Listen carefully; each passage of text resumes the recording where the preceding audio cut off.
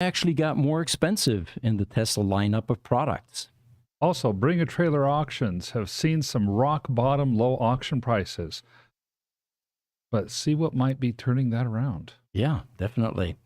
And then as we continue to evolve our EV shop at Gruber Motor Company, come and see our battery bunker. In fact, the picture behind us is exactly what that's showing. And then finally, within about a half an hour, our service manager from Gruber Motor Company will be joining us and here to answer questions and give us some updates. I'm Pete Gruber. I'm Mark Schaffner. Good morning and welcome to the Tesla Roadster podcast. So breaking right into the biggest news item this week so far, if we can throw up that image, guys. We were surprised a few days ago that we got an email. It was unofficial, but it was announcing an updated pricing for the Tesla Roadster battery pack, which, by the way, has not changed in a few years. And what we did was immediately reached out to Tesla and said, is this true? And we do not have an official response from them yet, but in 2012, the last Tesla Roadster was built. Mm-hmm. Okay, Pete, real quick, which image was that? Do you want the price increase or the BAT price? Which of those? The price increase. Price increase. Okay. And it was equipped with a 53 kW battery pack that provided about 244 miles of range with a full charge. 2 years later, Elon spoke about a new Tesla Roadster battery that will be that they'll be coming out with, which is a fairly exciting upgrade, quote unquote.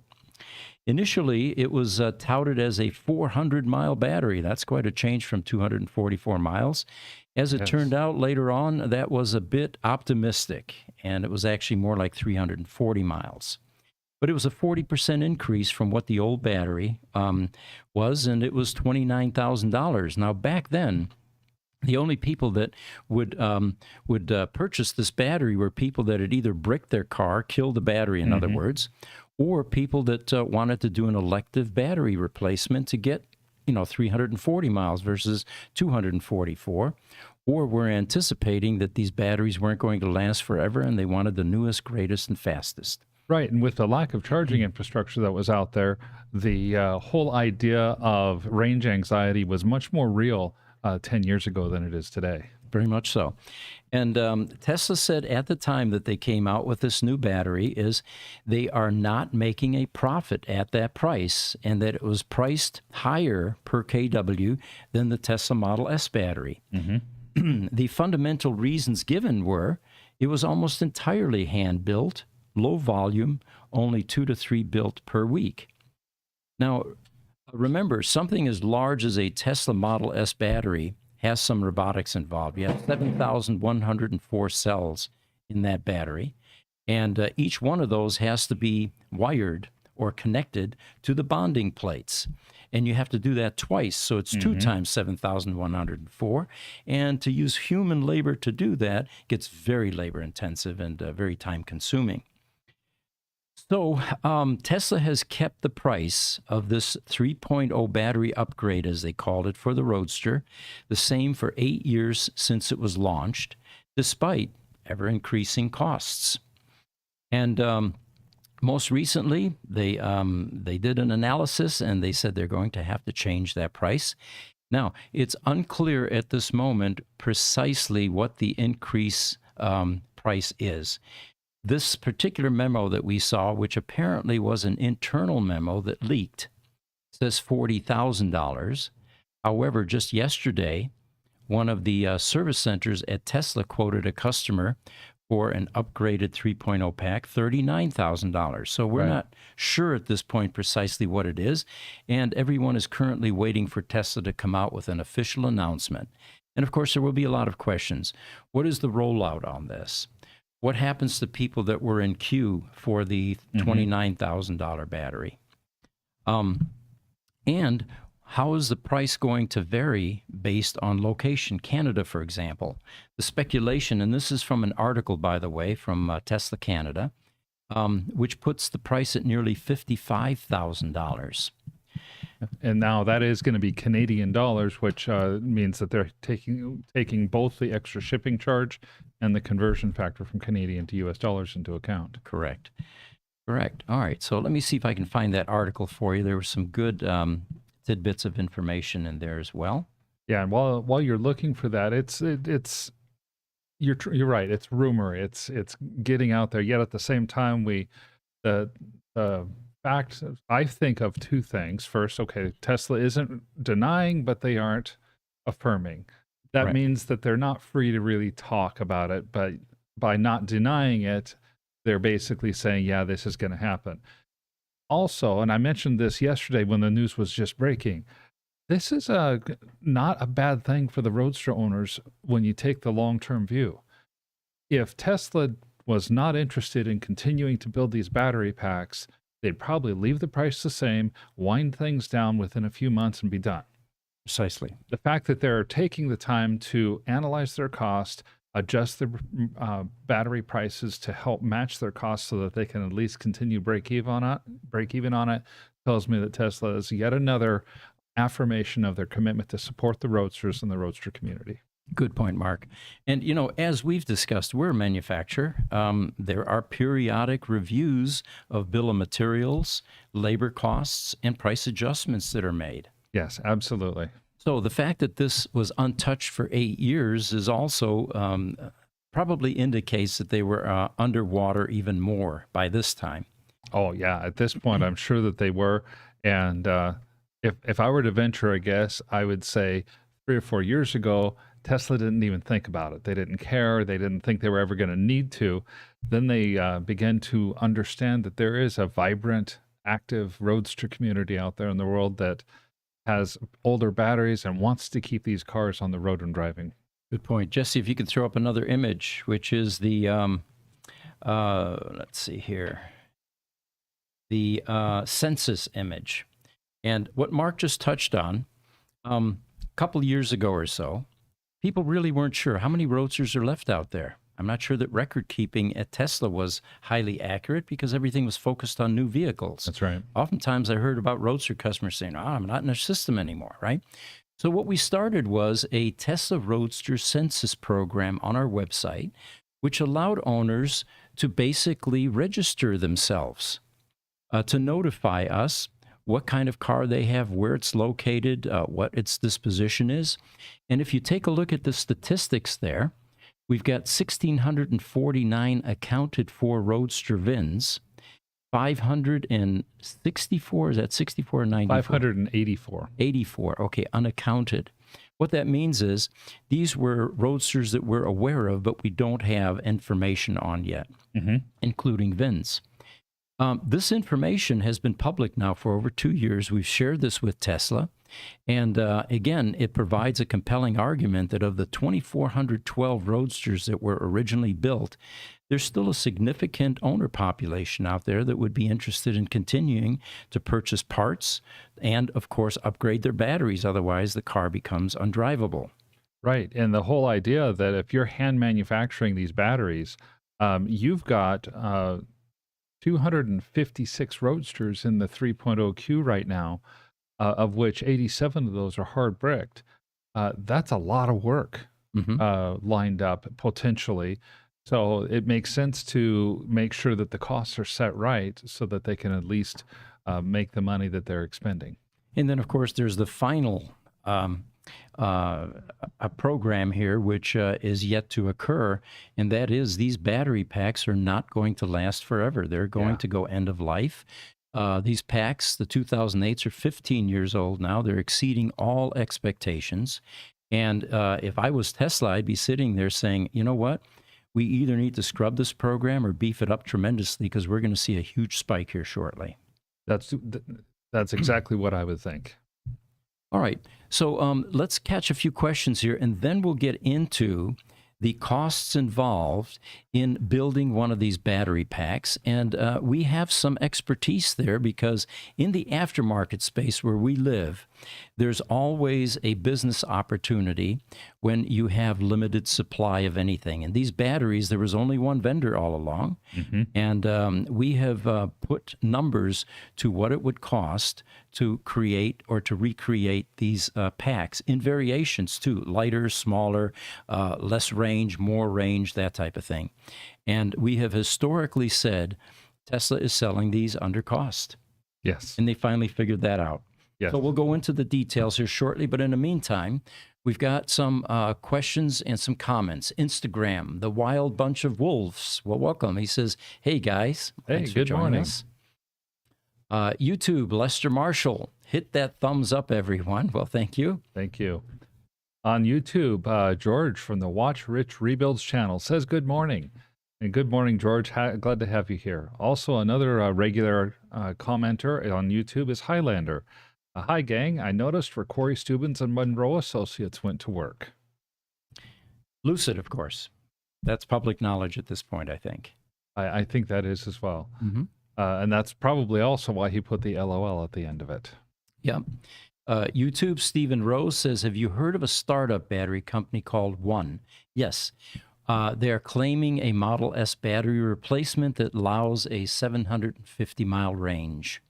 And, you know, the aftermarket is going to be far more interested in a high-volume product like the later Teslas. You know, there are hundreds of thousands of them out there on the roads versus a 2,000 or so owner population with a Tesla Roadster. That's reserved for a very special aftermarket company that's willing to do something Tesla did, which is most likely sell close to cost. Yeah, as much as my respect, I have the respect for Marco Nolte, who is trying to put together an aftermarket third-party Tesla Roadster battery with Porsche Taycan battery modules. I think of that effort, that small individual effort, is something that maybe it'll happen, maybe it won't. If it does, it'll take some years. The better chance of success is that somebody comes along with a high volume battery that they are able to successfully get into, whether it's Tesla or Lucid or Rivian or Fisker or one of the other cars, and then they can replicate that technology. They will have figured out most of what they need to figure out, and then it's just a matter of moving it.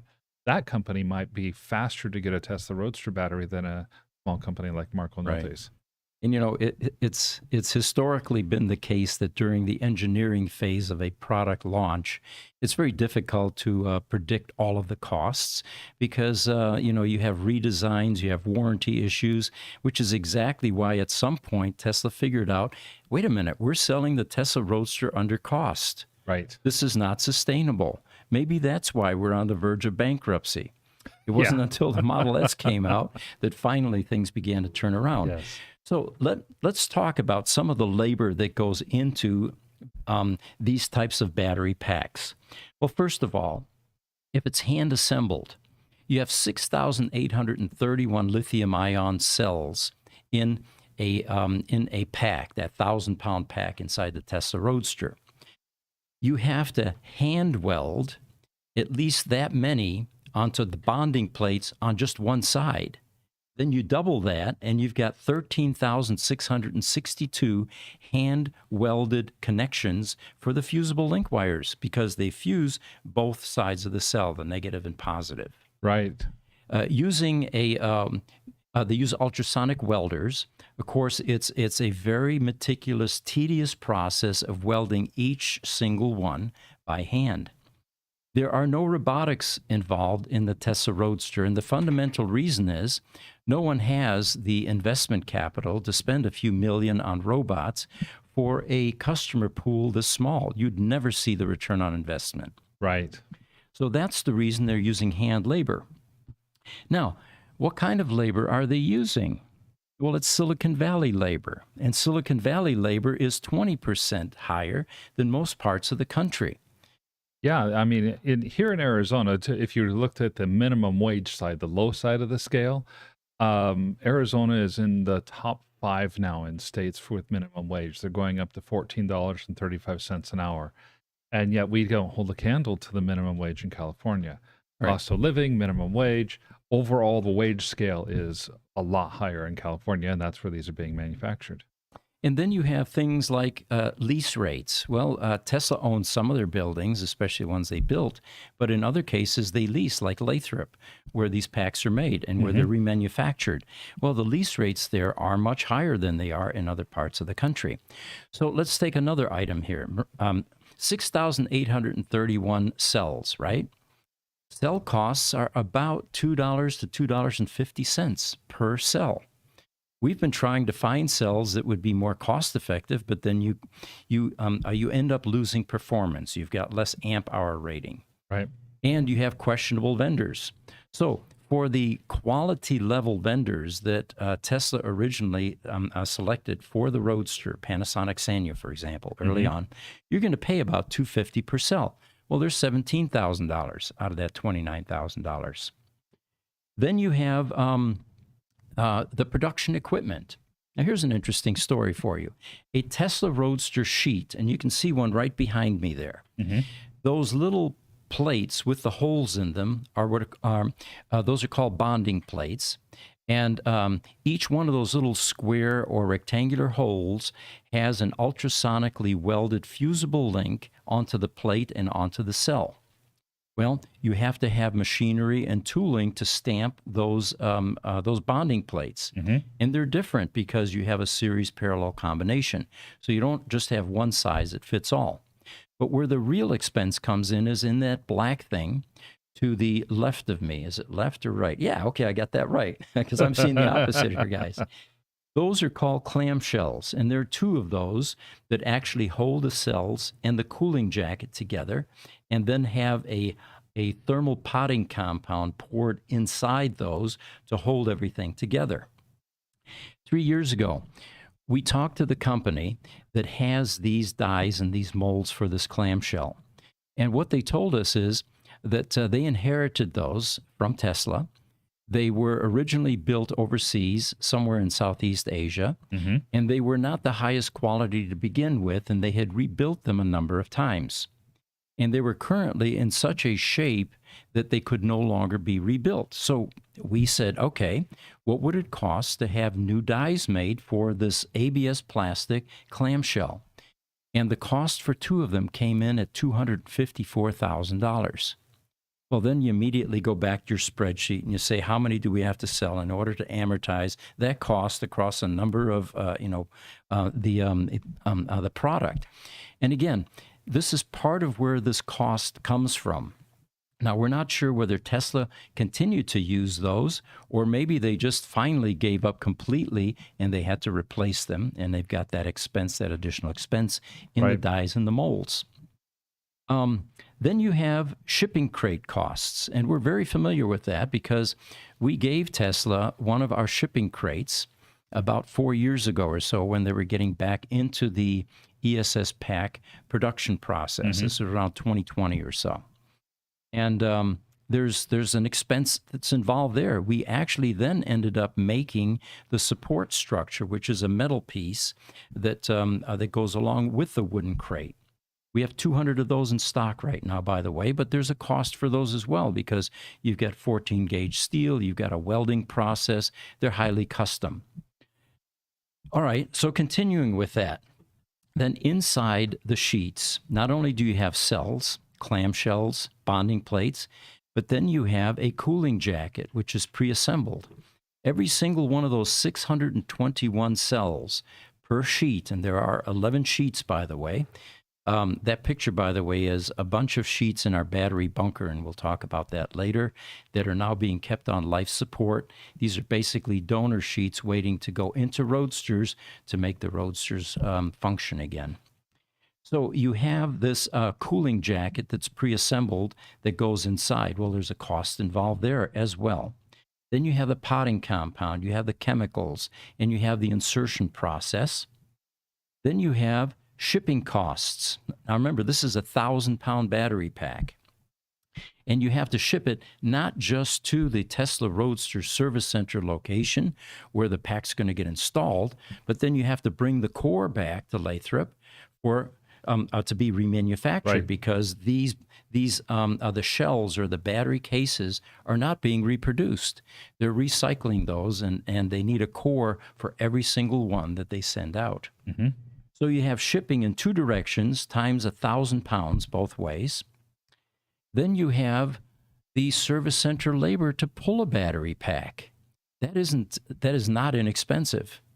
You have to not only pull the battery pack out of the car, 1,000 pounds, all the plumbing and all that, but then you have to reinsert the new battery pack up in the car. Mm-hmm. Now you can begin to see the labor issues beginning to grow. And if you put all this to a spreadsheet, again, you'll probably be convinced, like we were, that they're selling these at cost or even below. The final cost is warranty issues. Not every single replacement 3.0 battery pack launched successfully in that Roadster. And the customers watching this podcast will attest to that. I know a number of you out there that said, yeah, I had to go back once, twice, 3 times because I had a warranty problem with my battery pack. Which means drop the battery, diagnosis, putting the battery back in. You're talking several hours worth of labor cost in order to just look at and review what might be wrong, plus the cost of the materials, say a misweld on a couple of, on one of your bricks. And the troubleshooting time and the varying skills at the service center. They sometimes have to fly in a Roadster specialist in order to solve problems. Now, all of these costs that we mentioned affect the bottom line and create a bill of materials cost for this product. And it's probably the fact that Tesla hadn't put a magnifying glass to these costs until recently and finally decided we need to make a change. Yeah. Niels from the Bion Danish Genome Institute throws a number up there. And Niels, I'm going to divide your number by 10 because what you have is listed at 2576 times 40,000 is actually about 10 times the number of Roadsters that we know of that currently need battery packs. That would be the entire population of Roadsters. This would be the population of dead Roadsters that I'm talking about because we had 256 on our website. So we can take that $103 million that Niels puts up there and divide that by 10. Your total business opportunity is $10 million. And that's if every single pack were to be fixed and put back in place. Now you begin to think about it. Okay, we've already talked about 17,000 for the pack and probably a couple $1,000s of shipping both ways and the labor time and the factory time and and all of that. They're not making money at 40,000. I just about guarantee you. At the same time, a company that has $25 billion a quarter in revenue is going to say, this doesn't move the needle. Probably, yes. And they did not make enough cars in the United States to be legally required to support these for a long time. So this is the benefit Tesla gets, obviously, is the public relations and the goodwill that they're getting from the Tesla Roadster owners. And you know what? Based on the numbers and the customer base available, I don't think that this will ever attract the high volume mainstream aftermarket people. This will stay with niche companies like us that are willing to bite the bullet and support a community. Yeah, a smaller niche company, $10 million is a lot of money.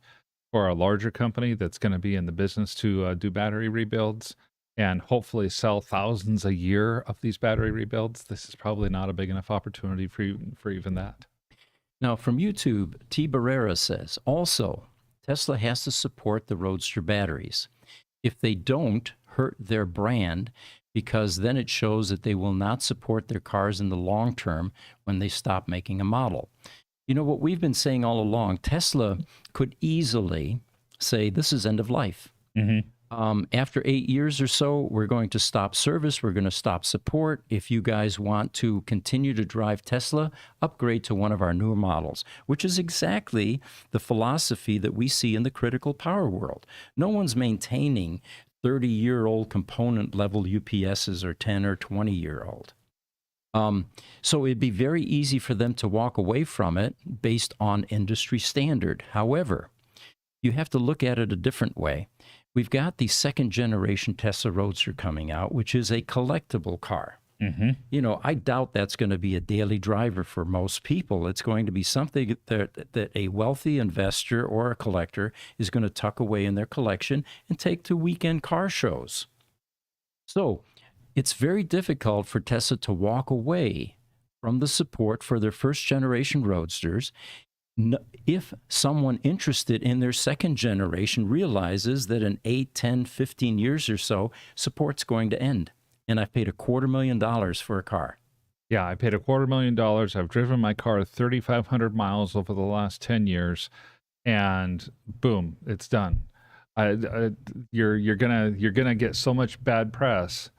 So for T. Barrera, they're right. Tesla kind of has to support the Roadster batteries for that reason, if no other, because it's the market that's going to cause them to need to do this, not the federal government. Sure. And, you know, one thing that I'm fully aware of is that Tesla, this isn't the only reason that they're continuing to support the Tesla Roadster, because we understand their culture. We work with a lot of the Tesla people, both ex-Tesla and current Tesla people. And that Roadster really has a soft spot in all their hearts. They, a lot of them started their careers with the Tesla Roadster. They realize that that's the company that actually launched it. It's the car that started the EV revolution, and there's a degree of nostalgia and indebtedness to that community. So that's the other reason that I believe Tesla continues to support the Roadster.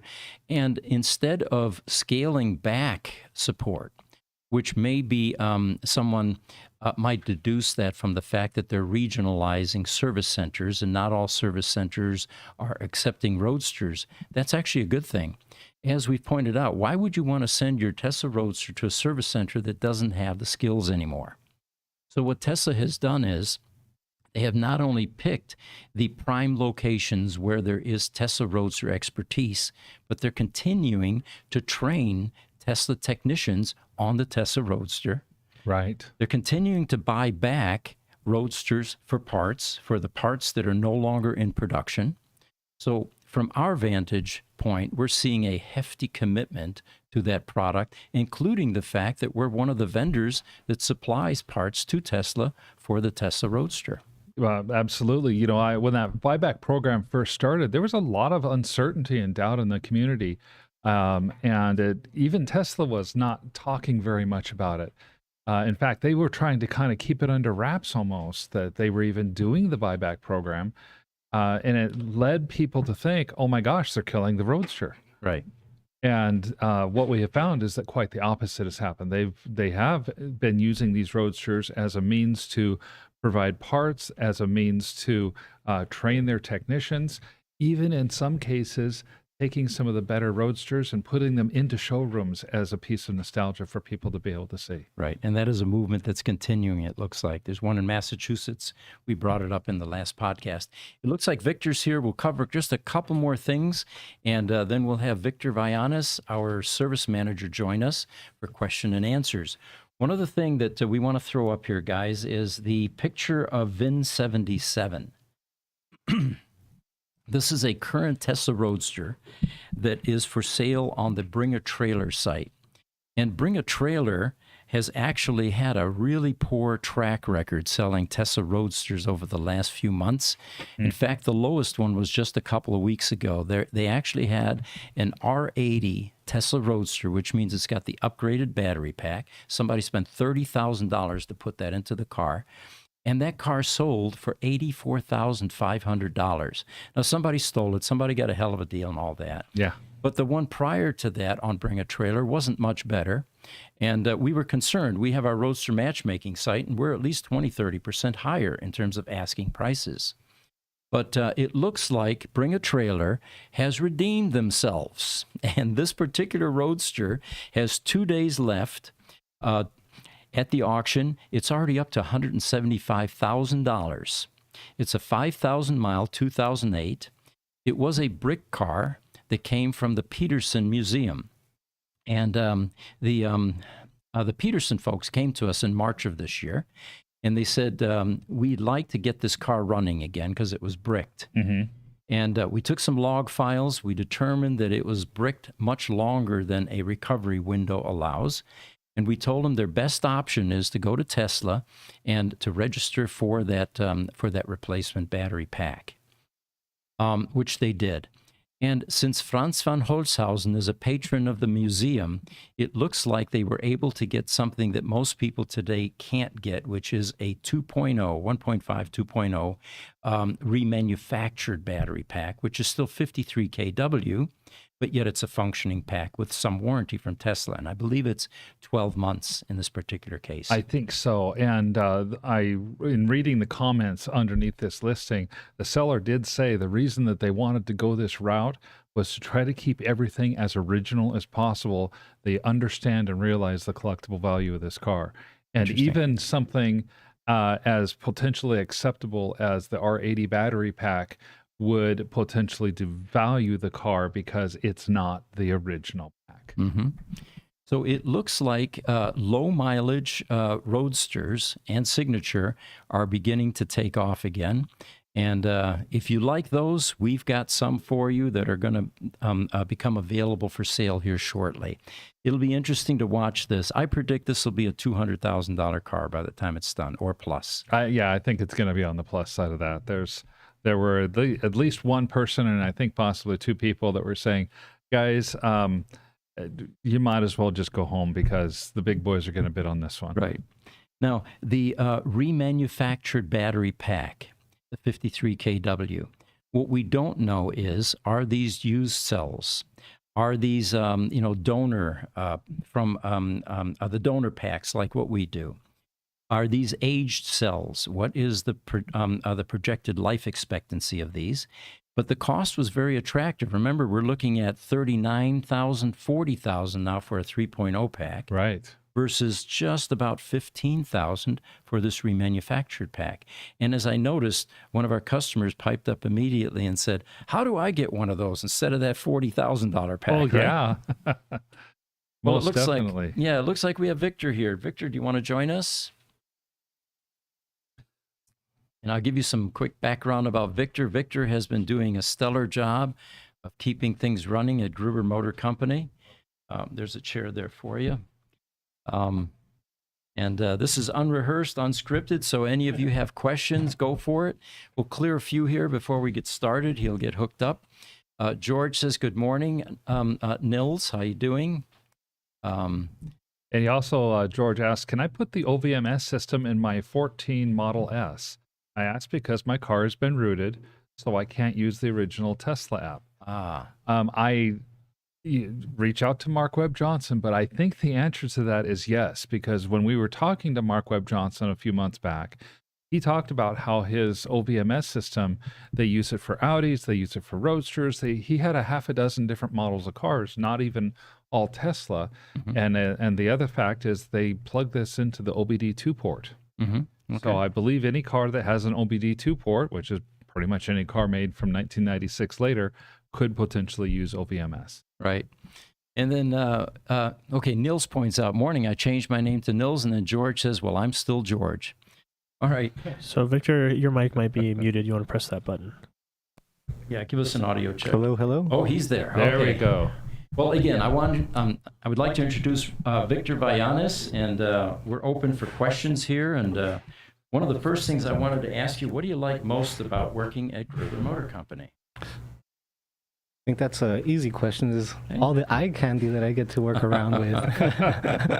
And he has also been assisting me with test driving Roadsters, so, it's a tough job. But we volunteered and it can be. Yeah. It can be on the back, right. if you don't have good shocks, and yeah. Or if your body is not does not lend itself to getting in and out of a roadster. We talk about that often. Yes, these very days. much. You guys are little. You guys could get in and out of those roadsters. I was joking with Victor this morning after our morning meeting. I said, yeah, eventually we might have one of these roadster wiggle videos, and Victor would be one of the first ones to show how it's supposed to be done, and then I could try it. Yeah, it would be very different. There is a little pump tube that you can fix your lumbar support. It's not great. I mean, it comes up maybe 1/4 of an inch or so, but Yeah. that, and I used to use a Mark, lumbar pillow. That would help. We're getting a too. little buzz out there. Buzz? Okay. Are we too You close check to your each power other? cords. Nope, don't see anything there. Are you sure that buzz is not the air compressor and stuff that's happening in the background in the warehouse? I think it's Victor's energy. He's Yep. he's I just come came here from the for- shop. Yeah. All right. So Busy shop. yeah. So all right, we understand what you like there. Do you have anything else for us that you'd like to talk about? Yeah, the shop is staying very busy. We've had a lot of vehicles coming and going. I believe just last week we had 2 Roadsters leave for their 3.0 battery upgrades. Usually it's just one Roadster here and there, and it looks like they're picking up speed, and they had 2 of ours sent over. And they're getting Just- faster. Have you noticed that? Yeah. I mean, 2 per week seems like Whoa, the whoa. norm for them. Live and unscripted. Well, that was the entertainment portion of this podcast. So, yeah, the turnaround seems to be excellent. We were just talking about the price increase, and they're still hand built. And the projection originally was 2 to 3 per week. I think that's probably improved since then. The unanswered question is, now that they're getting better at it, are they going to allow elective battery replacements again? Of course, That's a good question. yeah. And we have plenty of customers that want that. In fact, on that census program, you'll see all of the people that placed themselves into the elective program, and it was quite a few. Until Tesla a couple of years ago said, 1.5 years or so, we're only going to allow VOR or vehicle off-road roadsters, brick roadsters, to Right. to enter the program. So, what do you see as some of the challenges over there that you would like to tell customers about? Well, one of the challenges that we're having right now is space. Okay. We have what is it, an 18,000 square foot facility. We have 11 lifts. All lifts are always constantly being used and busy, and we have vehicles that are here for storage, either for 3.0 battery upgrades or just clients that are storing their vehicles with us, which I love having. I love having the variety of eye candy, but it does consume some valuable space within our shop. So hopefully here in the near future, we'll have our storage/showroom facility, our first EV. Well, I have an update for you. The sprinklers are going in now into the new building, and it's 8,000 square feet, by the way. The roof is on. They haven't foamed it yet. We've got the air conditioning systems, and there are 6 of them. And this will not be a cooled with a VAP cooler type building. This will be 100% environmentally controlled. Exactly. And for exotic car storage. I predict that by the end of the year, it's going to look like something we can put some cars into. That's very exciting news. So we're almost there. It's going to be first class. Yesterday, I changed the warehouse door to glass, opaque, like we have Nice. in the north building, with of course automatic door opener. Of course. And they're actually drywalling the entire building, even the showroom area. And I'm getting pretty excited. It's starting to take shape. Definitely. Stephen Rose on YouTube has a question for you, Victor. Sure. He says, Victor, what would you say? He has 2 questions, actually. What would you say first is your biggest challenge working at Gruber? And second, what are your dreams for the future of Gruber Motors? The biggest challenges, again, is the logistics, is getting cars in and out. We have 55 plus vehicles in our shop, so getting them in and out and having them in the proper line and queue is very important, especially to our workflow. Dreams for the future. Sky's the limit. I mean, I hope that Gruber continues to grow, and that we eventually have a Gruber Motor Company in other states. That way, we can go ahead and start assisting other customers. It's kind of fun being the premier independent EV repair shop on the planet, and figuring out how to properly outfit that. In fact, one of the later discussions here is going to be our battery bunker.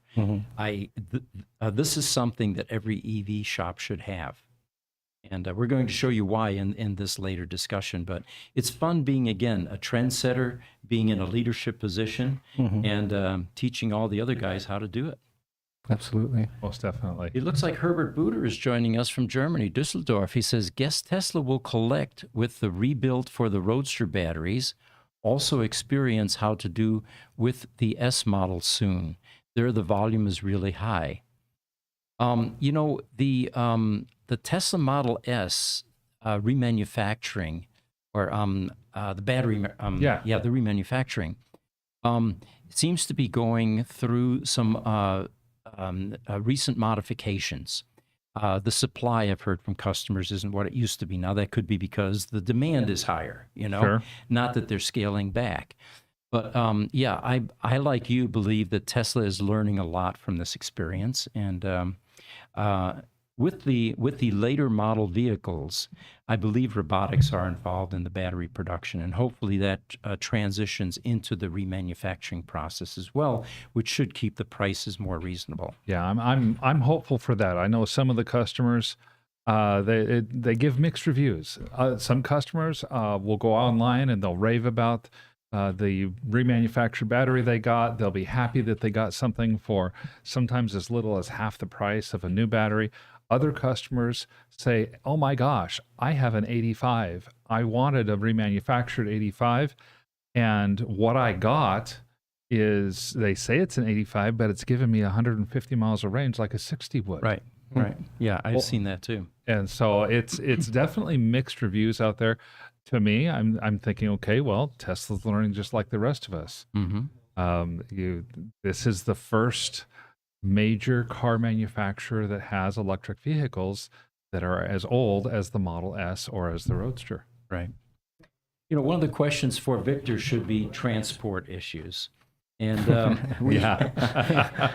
when it's seamless is usually when a Roadster is at a Tesla service center or at someone's house. It's a recent brick.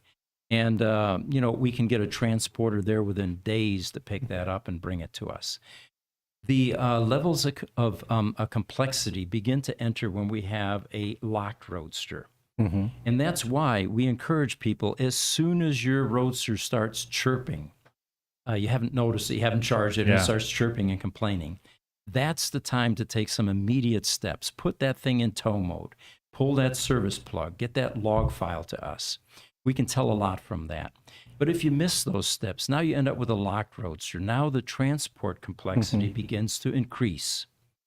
Then if you have a Roadster outside the country, and we're even talking about Canada, I think the worst example of that is there's one that we've been trying to bring in from Canada now for how many months? It's several. It's been a couple months. Yeah. And there's one coming in now from Japan. That's going to kick in Mark's team, the accounting team, for customs issues and all the approval processes. That's when it gets difficult. Then we have one in Germany right now. The customer would love to get an upgraded, rebuilt PEM. But, the logistics of taking it out of the car and then shipping it here, especially when a 3.0 upgrade is being done, is daunting. What we're continuing to work on is to improve our relationship with Tesla so that we can jointly handle projects like this. In other words, Tesla works on the battery, we work on the PEM and the electronics upgrade, and then everything gets merged at that service center. Right. Pete, just to go ahead and mention one additional thing, putting it into tow mode, pulling the service plug, is perfect.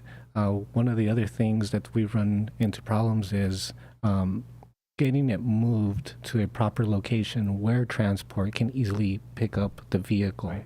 A lot of customers have multiple vehicles in their garage, so at times where it's currently positioned makes it difficult. So as you mentioned, once you hear it chirping, you want to go ahead and take immediate action and possibly move the vehicle, if still able to somewhere where it's easily being picked up. Especially if it's on a lift. I believe we had one customer that had a Roadster on a lift, and it was almost near to impossible to. Well, the wheels were locked. It Mhm. was on a lift inside a garage with clearance issues. So how are you going to pluck that Roadster off that lift to get it out on the transporter? But you guys worked miracles. You finally got it Yeah. done. We I find remember the right people. You guys have talked about how where you had a Roadster that was at a location in a house or in a garage, but the garage was on a hill with a switchback driveway, and it was a narrow, like a 15-foot wide switchback driveway, and so a typical transport, even like the flatbed tow truck transport, was too long to make the corners on the switchback driveway. Right. So that was a case of, there was another one like that. The cul-de-sac was too small, and it was a mile from the main road. And there was no way that the diesel transporter was going to back his rig, for a mile. Right. The funniest one was one of the California customers had a really gorgeous river rock driveway. And she had a locked Roadster, and we had little dolly wheels that would not go over that river rock. So, yeah, you have all kinds of engineering challenges when it comes to picking up a Roadster. Yeah. When it comes to transport, sometimes it needs to be split up into two different parts. Yeah. Having a tow truck, a flatbed, pick up the vehicle, and have it transported to somewhere where a large transport semi would be able to haul it off. Let's see, San Francisco. We've had to go ahead and do that multiple times. And let's be real clear about this. It's only a one-way problem, because when those cars leave here, they're driving again. Yep. Yeah. And then we had that Florida Roadster that was able to drive on a transporter, but we knew the resistive cell was going to kill it by the time it got here, right? We have a lot of stories. All right. In that one, you're telling the transporter, make sure that car doesn't move, because you think you can move it, but you really can't. Right. Actually, Nils is asking a question. He's saying, how has your fire prevention and evacuation plans improved since the previous mishaps? We have currently, and this is the underground work that's taking place at the building, they've got 6-inch interior pipe, which is about 8 inches by the time you get done with a cast iron, that is trenched across the street now. There's a giant backflow gizmo in the front yard, which the thieves aren't going to be able to steal. It's too big and it's cast iron versus the copper, which they do steal. Well, the cast iron will just pull the axle off the back of the vehicle Exactly. when they try to tow it away. But and there is a riser being installed, and interior now they are putting in all of the sprinkler pipes. So all of our buildings now associated with Gruber Motor Company are going to be fully sprinkled, and we brought everything up to code. Yeah, and in addition to that, and I know we're going to talk about this even more, anything that has the slightest risk when it comes to working with the batteries is going into that battery bunker. Exactly. Absolutely. And that is potentially even a bigger safety thing than the sprinklers in the buildings. Exactly. As soon as a battery system is removed from the battery safety monitoring functions in an EV, that work takes place in that steel container separate from the main building in the battery bunker. Exactly. Yeah. So that's not Niels. Those are two things that we can think of. He also mentions, he says, I guess one way to think about it is to imagine all the worst cases and have exact procedures. For example, should shops like yours be built as isolated compartments, almost like a fireworks factory, each with their own separate escape plan? Niels, that is what our battery bunker is. Yeah. In fact, behind us, what you're seeing there is a number of Tesla Roadster sheets. And there are power supplies that are mounted above each station there, where we can dial in the precise voltage we want, and we can charge either the brick level, around 4 volts, or the sheet level, which in a Roadster is 36 volts versus the 22 or so for the Tesla Model S's. So we dial in the current, we dial in the voltage, and there's a bus bar that runs along the back of that entire bench section that provides the incoming voltage for those DC to DC converters. And we're going to replicate that on the other side and have two of those workstations with a capacity of around 40 or so sheet stations and also module. In the Roadster world, they call these things sheets. In the later world, they call them modules, but it's the same thing. It's a collection of 18650 cells connected in series and parallel combinations. What's cool about this, too, is there's a lot of innovation here. We custom built all of the gurney stands, the slides, the back portion which holds the sheet in place. And it's been fun, actually, developing something highly custom. This is not the sort of thing that you can go out and hire and get something off the shelf. Yes, correct, definitely. And huge props to our metalworking partners as well. They have done, for example, they crafted the metal pieces on the front that have that Gruber and the brackets, and a lot of the work that was done. Mm-hmm. And so the sheets are properly mounted, so they'll never topple over. They're monitored. The battery bunker is also AC controlled, air conditioned. We've, I think, taken the proper steps to make sure that we're staying safe. And each of those stations that you see are actually dual purpose. They will either do the Tesla Model S and X modules or the Tesla Roadster. Yeah, we're getting a few questions about this battery bunker as well. First from Highlander, who says, good question to Niels. And he says, our local dealership even asked me the same fire question. Then George has chimed in and said, I thought since the last mishap that Mr. Pete just sleeps at the shop with a fire extinguisher in his hands. So you're wondering if I'm doing an Elon Musk, sleeping out on the factory floor. Well, Pete, that is one of the things that we improved, right? Is anybody can tap into the video feed now. We have 24-hour camera systems and stuff over there, right? Yeah. The security has been tightened even further, and in the exotic car storage facility, security there is going to be even more than what we have in this building, which is going to include a control room, a lot of flat screens, and there will be point-to-point monitoring to every single car. The cars will be connected to a charging system like an umbilical cord. And that's one of the reasons that we're building this is the traditional exotic car storage places are really confused how to address the needs of a collectible electric vehicle.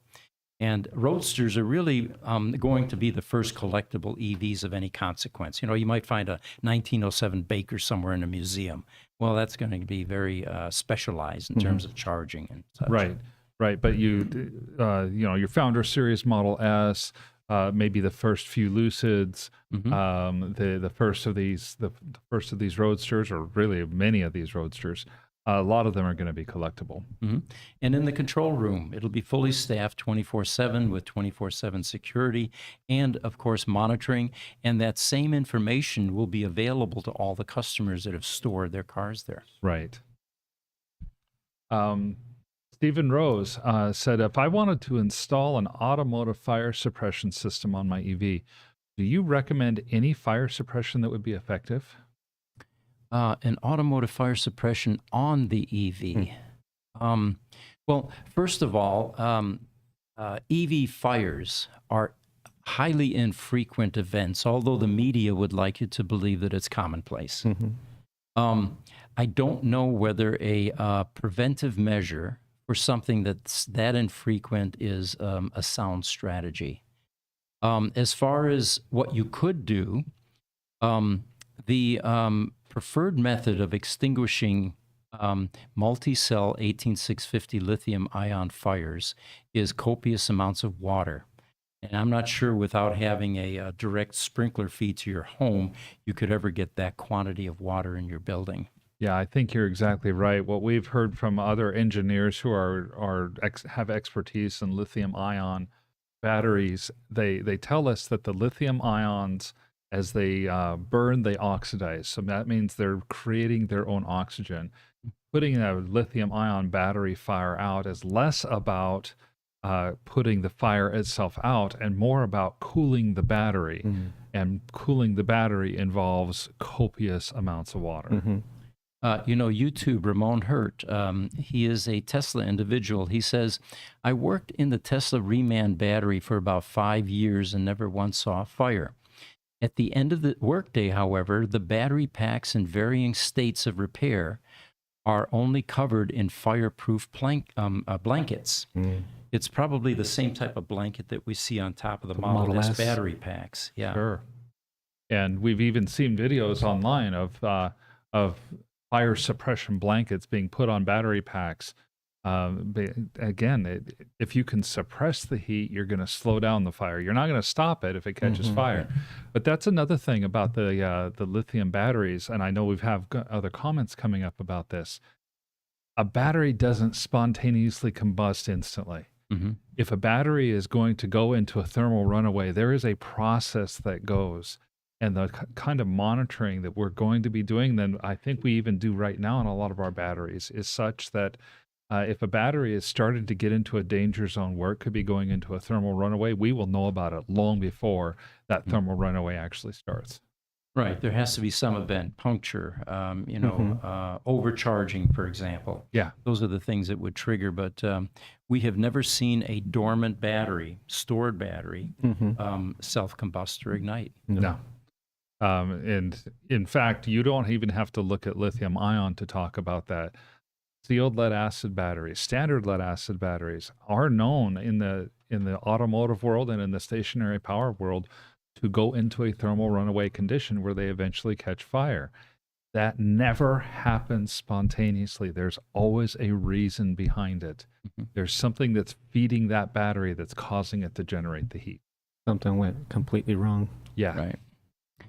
YouTube, Herbert Booter says, Tesla is here again leading. No one of the others, BMW, VW, etc., is talking about what happens in 10 years when the batteries are getting to be replaced or need to be replaced. Oh, that's a great point, Herbert. Yeah. I hope they're in it for the long haul, though, Herbert. I hope that doesn't mean that they're just short-sighted and not even considering the future. TikTok, Charles Elu Van Thingle. All right, now that's one that stumped me. Good job. He says, shared the live video. Well, thank you very much. We're getting some additional coverage that way. And we have one more from Niels. He asks, what if a storage car starts burning? Can you get them out and prevent losing cars? I think I answered that partly, Niels, when I said, you're never going to get yourself into a situation with a car and with a car battery where the battery and the car start burning and you don't know well ahead of time. I just don't think that that's possible. Yes, there would be the possibility of getting cars out if one car did end up starting to burn. More likely, it would happen early enough that the car that's at danger of catching fire is the one you pull out of the building. And that's why we have certain sections of the building where certain vehicles and certain stages are positioned in the buildings. So for if and when the vehicle needs to leave for whatever case of reason or needs to be pushed out, those vehicles are easily accessible and placed near exits. Yeah.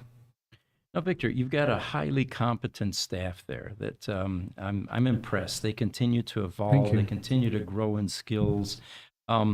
What's your strategy? How do you achieve that goal? Keep people growing.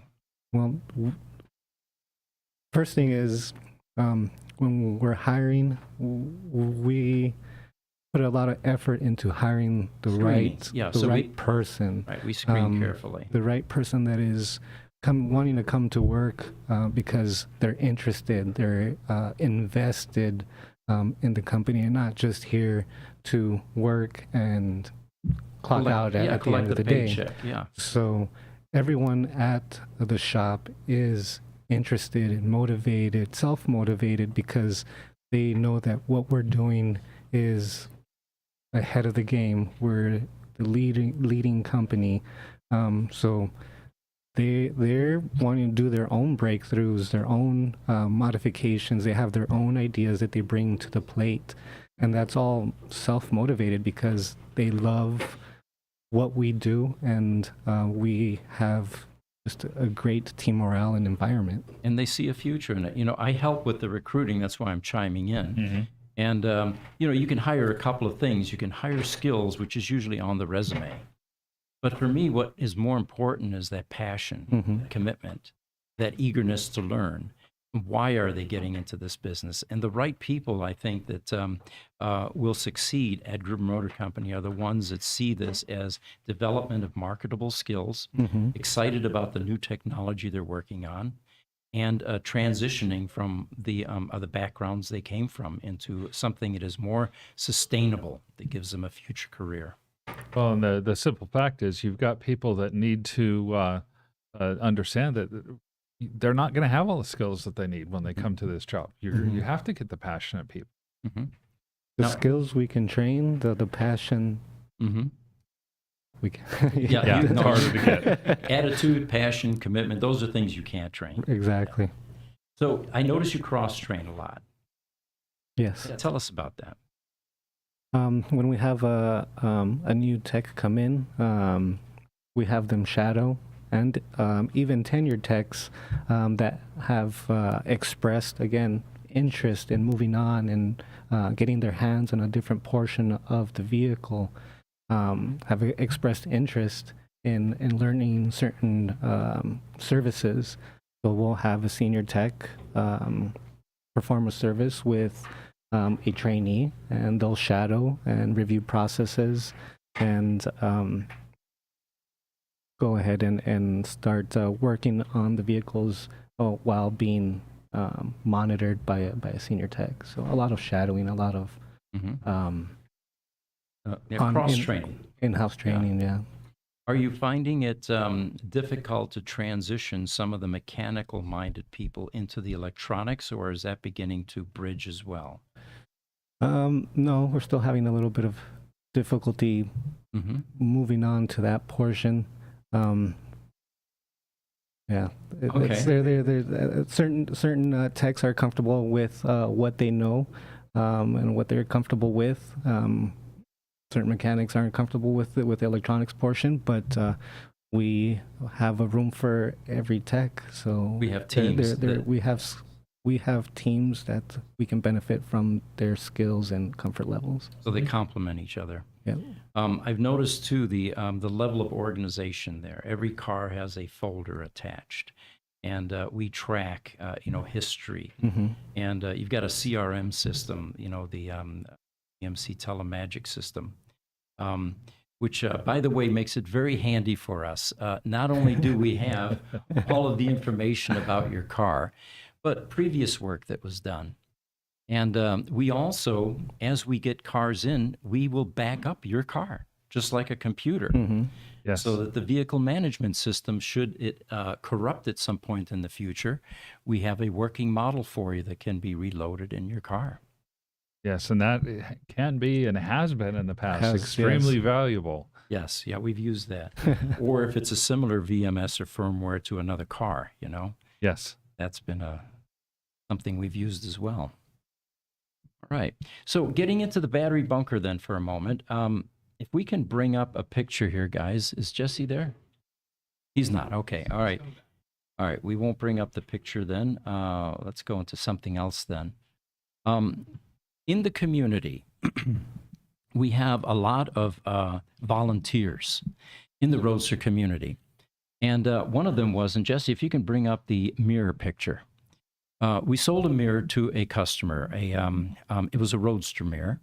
And some of these parts we attempt to source, and we do our best job. This was a little bit wider than the traditional Roadster mirror. And so the customer bought this, but he was a purist. He wanted the exact same size that was in the Tesla Roadster. And lo and behold, he was actually able to find it. Now, it's not a surprise that Tesla didn't custom make all of the parts that went in the Roadster. They Right. typically went off the shelf. They found another manufacturer that might have had a windshield wiper motor or something else, or the trunk the latch. electric compressor. The trunk, yeah, that's a huge problem. By the way. That Ford latch, that was a bad choice. But anyway, this particular customer found the exact precise mirror that goes in a Tesla Roadster, and then he did something else. He shared it not only with us, but he shared it with the Tesla community Thank on you. 2 different Facebook sites. Yeah. And, I find that in that community, this is the kind of helpful attitude that really keeps these cars functioning. And, a shout out to this particular customer. He owns VIN 209, by the way. I didn't want to mention the name. And it was badly delaminating. You know how those Roadster mirrors oftentimes look like they've got, fuzz growing around the sides of the. It's not the just Roadster mirrors. yeah, good point. But anyway, we went a step further. He bought it from a vehicle or a auto supply store in California, and it wasn't that bad. It was around $40. We found it on Amazon, and there it is, $21.99 with 2-day delivery. They had 17. We bought 5 of them. But for those of you looking to replace your mirror, it turns out this even uses the existing mounting stud on the windshield, so you don't have to heat that up and replace it and run the risk of damaging your windshield. So again, a shout out to the owner of VIN 209. Thank you so much for sharing that with the community. And any of you that have tips like this, feel free to share them on those Facebook sites. There are a couple of them. There's that club site and the Tesla Roadster Owners Group site. We appreciate it. Now, we've got a couple of questions that we should go ahead and get to. George on YouTube has said that the Lion X lithium battery fire extinguisher works. Really? Okay. That's one that we'll look more into as well. Niels asks, would a dry ice blaster be better at stopping battery fires than water? Or just like dry ice and something else? The only clue I have there is, in the first fire we had, where they were able to attempt to extinguish a Tesla Roadster battery pack, they used CO2, and I believe the strategy there was to remove the oxygen. And of course, it did nothing.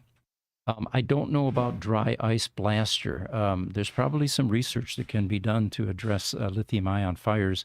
And, the fire departments are very much committed to trying to find a solution for those. They definitely are at this point, because if you guys remember, Nikola has had trouble with fires in their battery packs to the point that they've recalled all of the semis that they had made and sold.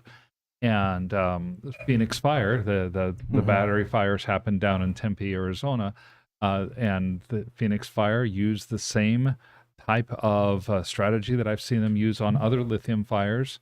The local power company had a stationary lithium battery system that caught fire as well, and that was to put hundreds of thousands of gallons of water on it. I was just watching the news the other day, and I believe it was Avondale Fire Department had some new equipment that would puncture through the battery to go ahead and start flooding it internally. Oh, interesting. Okay. Puncturing through the you're battery just scares me, injecting though. Yeah. Containing it. Yeah, you probably have some steam build up, and that would be interesting. And that's very interesting. We'll have to try to learn more about that. Yeah. And then George is following up and saying it would be the temperature of the dry ice that I think might cool much more than water. I'm sorry, that was Niels, not George. On YouTube, Ramon Hurt says, I once shorted a Model S battery module while installing it, and it just fried the PCBs. Well, that was a good thing, yes. Probably put some voltages onto the sense wires going to the BMB board that it wasn't expecting. Exactly. Yeah, I watched one time we were training. You guys were training a guy. In fact, I think Pete, you were training one of our techs on how to do the rivet repair, and the tech wasn't quite careful enough, and he slipped, and the immediate spark and the heat, and it was pretty spectacular. It was impressive, yes. Needless to say, he wasn't hurt, but he he gained a new respect for the work that he was doing very quickly. So Highlander is joining us. He says, thanks for the info, George. Working with my local fire department on these issues. Okay. Walter Starling from YouTube says, regarding the 3 Chinese Roadsters, who bought them originally? You know, that's the burning question. We don't know. We have a freight company that was originally involved, and that's the only documentation we have. The story that we have is that it was an EV manufacturer that was getting ready to start making electric vehicles in China. Mm-hmm. There were no test vehicles for them to purchase to collect intellectual property other than the Tesla Roadster in 2010. The Model S and the other products weren't out yet. And I guess they weren't interested in the Ford Fusion if that was out back then, or the Chevy Bolt or Bolt. I don't think the Ford Fusion was out then. The Nissan Leaf might have been out by then, because I think the Nissan Leaf started to come out in 2009. The Chevy Bolt was not out yet. It was pretty much either a Roadster with its 250 miles of range or a Leaf with its 60. So the Roadster was the most sophisticated EV at the time, and the goal was to do an autopsy on these and collect, some to reverse engineer and develop a design. But they went bankrupt before that occurred. There's also an interesting twist to this, which is originally it looked like there were 4 Roadsters purchased, but only 3 waiting or abandoned in sea containers. Yes. Except there were some crates in one of the sea containers that were full of car parts. Not quite enough to put an entire Roadster together. We're going to inventory those next week. We're going to have a full inventory of that. So this 4th Roadster may have actually been involved in some of the early autopsy with this company, because both the battery and the power electronic module is missing, including the frame. Yeah, but besides the battery, the frame, and windshield, things like that, there's not a whole lot missing, it seems like.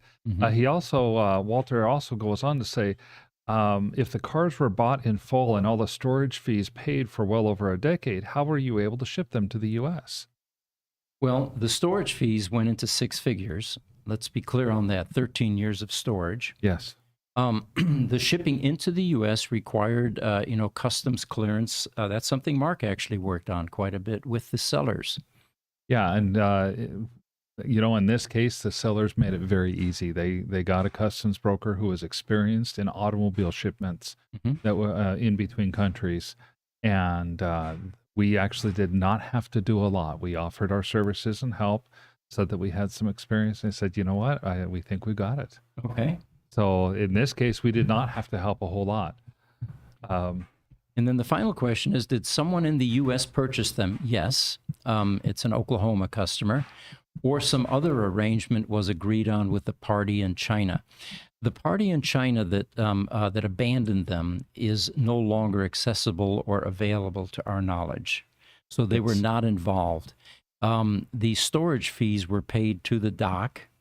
And then from there, the purchase of them, I believe, was also arranged with the dock. And that's something that we were not involved in, because that took place before we got involved. Yeah, in all truthfulness, what I have told friends and family is that this, to me, looked an awful lot like one of those Storage Wars purchases. Yeah. Somebody learned that there are 3 containers sitting in China that might have something really valuable in them, and if you're willing to pay the 6-figure storage fee, they can be yours. Right. And somebody took the risk. That I think is about how it went down, but I don't know that for sure. Right. Currently, the situation on the Roadsters is the second one has now been completely processed to the extent that we feel is appropriate at this time. We're not removing the damaged PPF on either car or on any of the 3 yet. And we've got an expert coming in, PPF expert, that's going to advise us what the best way to finish processing the cars is. So far, we have removed some of the signs of the rodent damage. We have not repaired the wiring harnesses on 1107 yet. VIN 1120, one of the very orange Roadsters, does not seem to have that type of rodent damage into the wiring or into the wiring harnesses, but there was some discharge, rodent discharge as I call it, which indicated that they were traversing the car to some extent. And the third one, when will that be removed, Victor? That's actually in your wheelhouse. Well, I was planning for either next week to go ahead and start extracting the parts and doing inventory, or doing one of the vehicles. Okay. All right. So you think early next week, then we'll get that third Roadster pulled Yes. out and do inventory that week then. All right. And then once these are dispositioned, we'll continue to post pictures out on the Roadster matchmaking site so you can get updated. There are a lot of pictures that we have backed up right now that need to be posted. Our social media team has been taking a lot of videos as well. So you'll be able to see not just still pictures, but also video content. And then we expect the next round of bidding to start. Who's going to want some untitled original mileage Roadsters? And the mileage, by the way, we thought was going to be 0 miles initially. Then we found out Tesla test drove these cars. We found out that the first level of test driving was 30 miles. And then because of quality issues, they decided, let's go to 100 miles test driving. So the two that we pulled out so far are 109 miles and 104 miles, respectively. And we're still waiting for that third one to come out, because now we're going to figure out if the mileage is in the same ballpark and if that service plug is pulled. Yeah, Still a question mark. I would still love to see one of these Roadsters come in with a service plug pulled. Now, YouTube, Lester Marshall has an interesting concept. He says, so you need to have a parking system that keeps your car over a swimming pool. And when it catches fire, the system drops into the water. You know, there's a legend that in the early days of Tesla, in the battery development section, they had a battery suspended over a vat of water for that very reason. But no one's ever corroborated that yet, so it may just be legend at this point. It may be, but one of the engineers I've talked to in the past has said exactly the same thing. If you're working on batteries, really the way to do it is figure out a way to put that battery over about 4,000 gallons of water. Wow. And he said, a swimming pool would not be a bad idea, because that's about how much water it would take to truly cool down and completely extinguish a battery that caught fire. That doesn't mean we're going to get a swimming pool at Gruber Company. I saw his wheels turning immediately. It gets pretty hot here. So Ramon Hurt says, work ethic is a diminishing thing in the workplace these days. I've been doing this for 40 years. And the people that showed up here 40 years ago had a different work ethic. They weren't computer savvy. Everything was manual. They would write into notebooks. Right. That's where they kept their customers. They didn't need contracts in order to have an agreement. A handshake and a look in the eye was sufficient. Now we have contracts, and even those can be broken easily by a savvy attorney. Right. And work ethic. People genuinely appreciated their jobs, especially the ones that came from the Depression era. They knew how valuable a career and a job was. This is a different generation. That's all I want to say. You know what? That's probably all we should say. Although, I have to admit, I saw something just this morning. As I was doing pre-show work both for today and tomorrow, a comment from somebody that said, in the future, people are going to work 3.5 days a week. Oh. And they're going to, and they're going to earn more than earn 6 figures. And I thought, well, if the 3.5 days a week is like my first boss out of college, that wouldn't be a bad thing, because he worked half days. He got to work at 7 and he left work at 7 days a week. And you add that all up, that's about 3.5 days a week that he worked.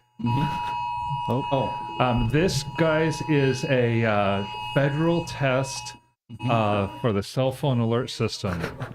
So every one of us is going to have this for the next few seconds. This is reminiscent of the Cold War era, when in high school we used to have to crawl underneath our desks in order to avoid a nuclear strike. Phones, watch, they're all ringing. Yes. Okay. So, okay. Crunch to Grace Hopper on YouTube joins us. Number 23, he says only from Newport Beach, SoCal, catching up from way 55 minutes back. Never too late to replay, but still time to smash that thumb, y'all. Thank you. YouTube. Crater joined us, and he says, what? I say that a lot to my kids, by the way. Yeah. And sometimes follow, what were you thinking? YouTube, Lester Marshall, the CO2 extinguisher smothers a fire but provides no reignition prevention. So you need both. Okay, thank you for that feedback. Yes, definitely. Niels on YouTube said, how about a few splashes of liquid nitrogen? Now, that would be cool, wouldn't it? That would be something else. We're talking YouTube type video stuff. Get a battery to catch fire and then dump it in a vat of liquid nitrogen and see what happens. Did you guys catch that? Now, there's a viral video idea, and I don't think any of our contemporaries have done that. Let's do it, yeah. And he's going to present me with the budget, and I'm going, what? How much that stuff costs? YouTube, Highlander, nice to meet Victor. Yeah, thank you for joining us. Thank you. And then we had one comment. If you want to roll back just a little bit, guys, keep going back on the roll. Lester Marshall, that's the one I wanted to get to. He says ICE vehicles catch fire way more often than EVs too. Yeah. I really wanted to highlight that one because he's right. Yeah. We did. We've done research in our past where it looks like the researchers and the articles that we have found say that on average, across all brands, across all cars, across all time, somewhere between 1 and 1.5% of ICE vehicles will catch fire at some point. And with electric vehicles, that percentage is down at around 0.2% instead of between 1 and 1.5%. So Lester is exactly right, and that's something that we want to make sure that we see too. Okay. Those of you that were participating in the test calendar submissions, I think Mark's got an update for you there. Yeah, a little bit. I took some time to look at the test calendar site again. I wanted to see if we could vote on the submissions, and what I have found, the submissions have closed. The idea was that you could have submitted your Test the Roadster photos to testcalendar.com, and then they were going to choose among those, and they were going to set up a poll. I do believe that the poll is active on Twitter, but I don't happen to have a Twitter account myself, or an X account, I'm sorry, an X account myself yet. So I'm going to, one of these days, I'm going to have to break down and get one. The winning submissions will be put onto the 2024 test calendar. And this is, I learned also that this is more of a nonprofit type of activity. They, every calendar bought plants 5 trees. Oh, really? Okay. That's just a really cool little nugget. But we encourage you guys that the test calendar 2024 calendars are on pre-order right now. You can go to Twitter, vote for the winning images. They were over the last 7 weeks, especially from August and into September. They accepted image submissions from people on, especially of their Tesla Roadsters. Mm-hmm. Okay. Man. Forgot to submit ours. All right. Well, we're starting to run out of time here. Pete, I got one thing real quick. I'm gonna pull this image up for you guys. Okay. There's I was just checking our feed for Twitter, and on your account, Pete, we have an audience member whose handle is Scroopy Noopers. Okay. And they're watching us on their Tesla. Oh, nice. Oh, yeah. very cool. This is one of the newer Teslas that has YouTube on it. We got to save that picture. That's a keeper. Thank you so much. Yeah. And, this is a great thing to do when you're sitting at a supercharger location, bored out of your mind, nothing to do. Our podcast would probably keep you entertained for at least a half an hour or so, right?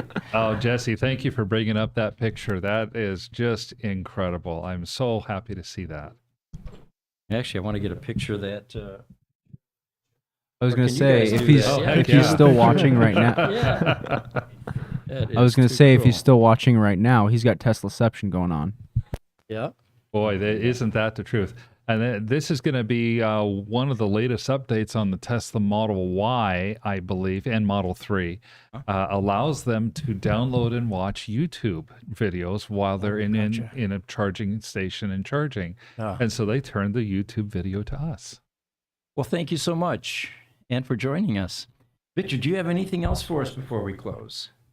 No, I don't. Other than thank you for watching. Don't forget to hit the like button and subscribe. Absolutely. Thank you, Victor. And man, I've missed you as my co-host. I miss being here. Thank you for bringing me in today. So tomorrow we've got our EV podcast, and Sunday again, Jesse and I will be here, and we've got some cool AI topics. One of them, just to give you an idea, they turned AI loose on some cuneiform tablets. Oh, really? What did the AI find out? Within a split second, it decoded it all. Wow. Anyway, that's the type of stuff we'll be talking about. We want to thank everybody for joining us. We had a little bit different format this morning. We went right into it. We didn't have the countdown. Apparently, the new way of doing social media is people are streaming this stuff on their cell phones, and they're not going to watch a countdown. So we're going to go right into the topics. Any of you that watch 60 Minutes, I'm going to do the Scott Pelley thing in the future and give you some teasers and then go right into our content.